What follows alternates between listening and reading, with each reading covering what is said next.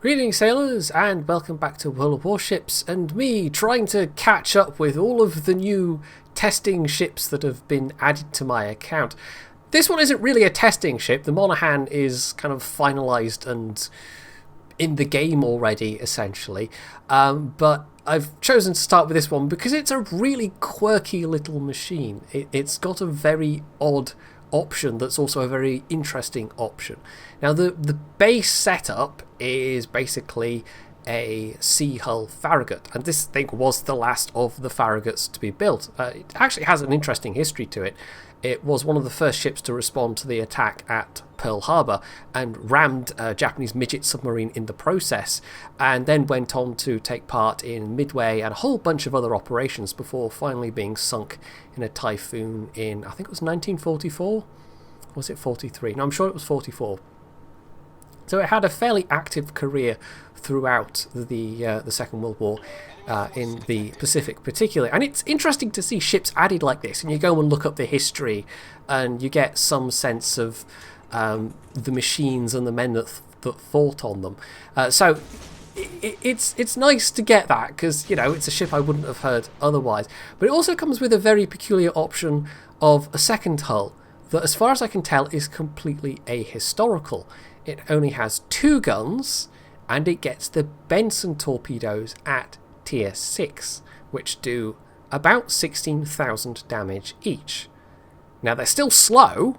55 knots is slow for a torpedo, but that's a fair old punch.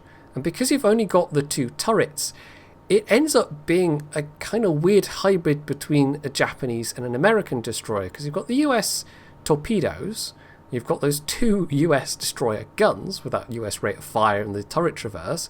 You've also got the option of a defensive AA if you want it. But really you're playing all around the torpedoes. If it comes to gunfights with only 2 guns, you're going to be in trouble. You really do have to rely on allied firepower. And fortunately for me, with this Fushun that's just pulled around the corner, well, for one thing, I have a King George V right behind me.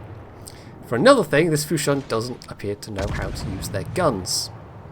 I'm really not quite sure what they were thinking being this aggressive. Maybe they thought they'd go for the KGV and unexpectedly ran into me, but even so, that's not the best way to play a destroyer. You basically have to have a plan to bail out, and they're not even trying to smoke up, so I couldn't tell you what's going through that player's mind right now, except possibly just extreme panic. So you've got this interesting but peculiar setup, and combined with the torpedo reload booster, it makes for a rather different play style.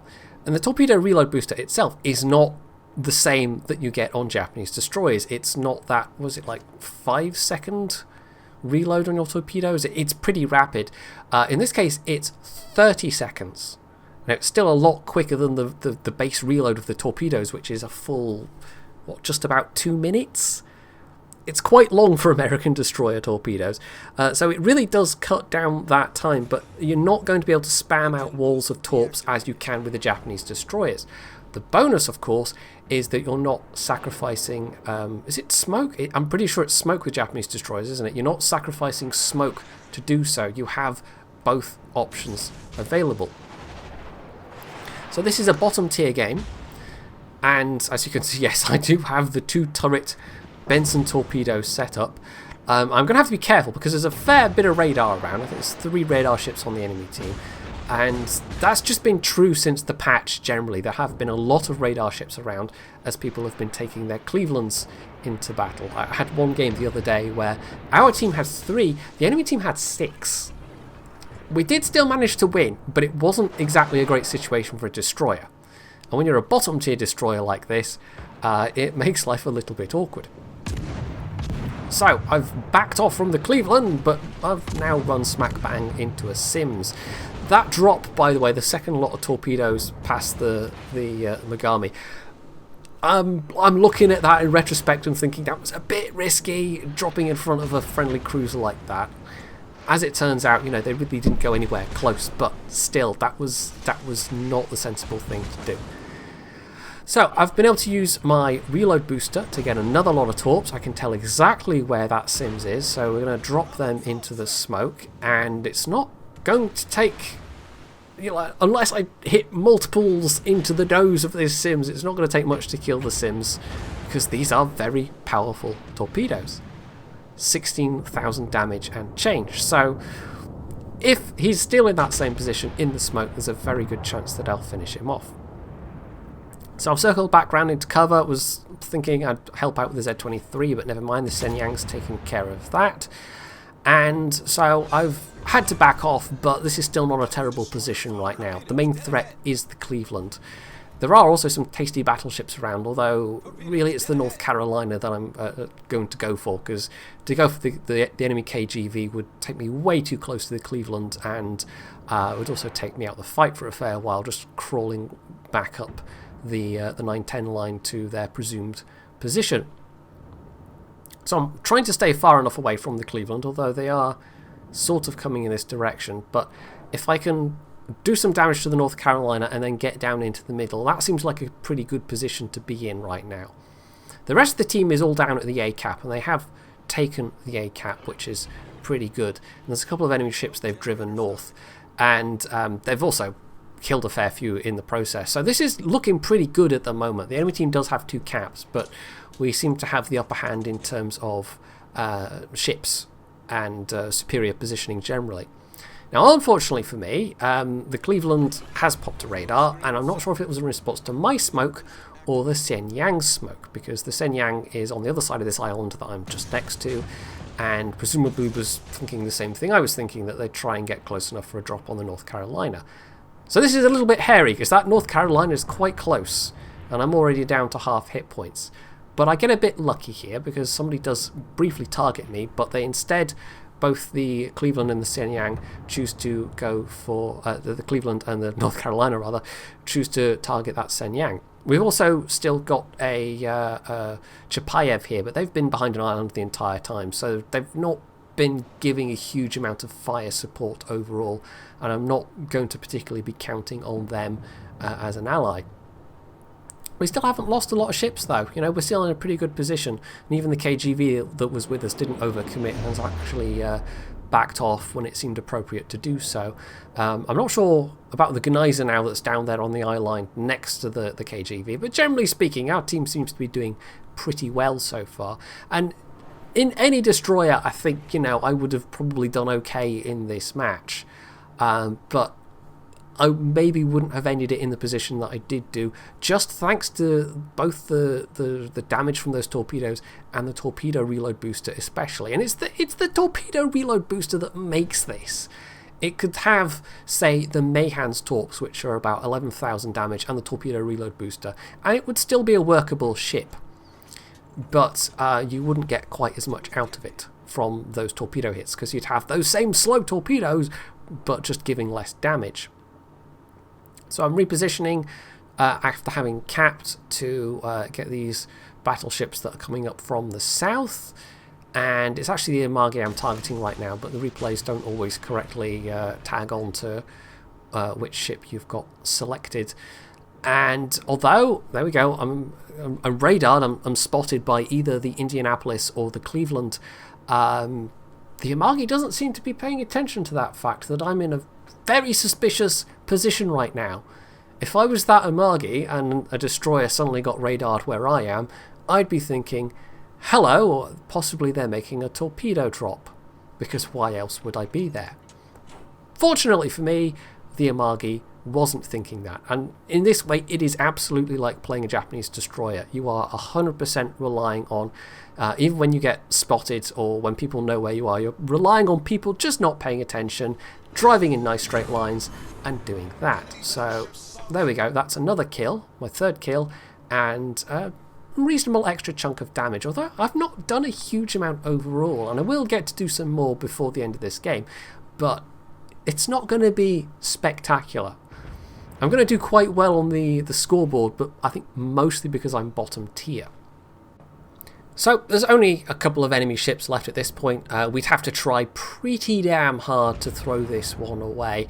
And so if I want to do any more damage, I've got to be a little more pushy, although I don't want to give my ship away. I've only got half my hit points left, and that could melt rather rapidly, especially as one of the enemy ships is a KGV, and those tend to throw around that nasty British battleship HE.